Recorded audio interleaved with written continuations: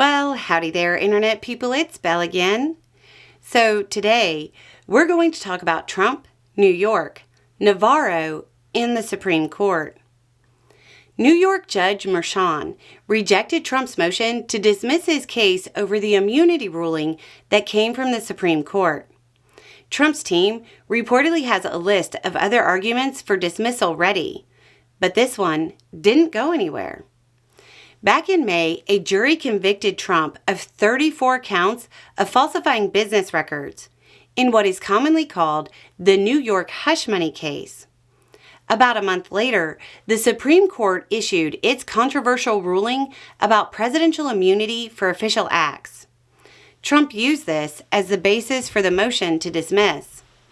Judge Merchan, in a 41-page ruling, said the immunity provided by the Supreme Court did not apply, specifically saying that, quote, decidedly personal acts of falsifying business records poses no danger of intrusion on the authority and function of the executive branch. Another part of the Supreme Court ruling was that evidence from official acts could not be used to prosecute non-official acts.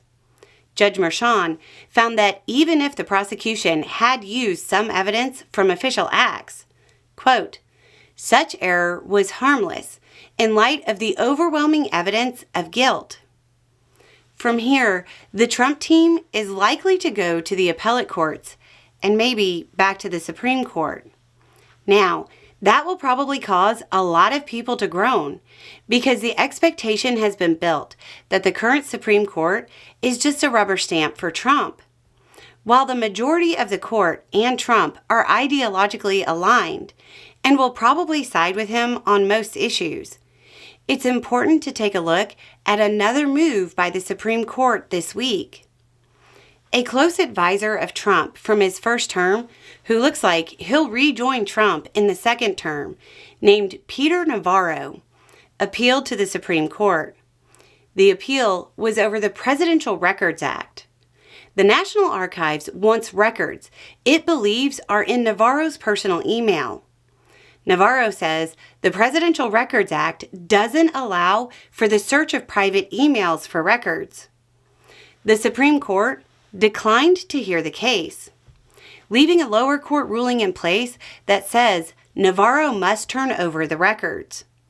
For those who are wondering, yes, this is the same person who had to do 4 months over contempt of Congress for not complying with the January 6th investigations, making him the first White House official to be confined for contempt of Congress.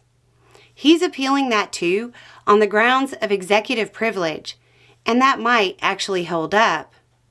So, what do these developments tell us?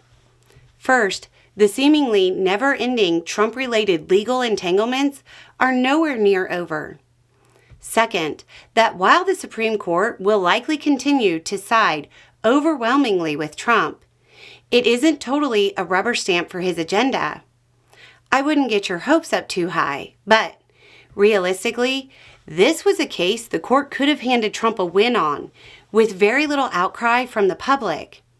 I doubt there are a lot of people out there with firm opinions on the Presidential Records Act.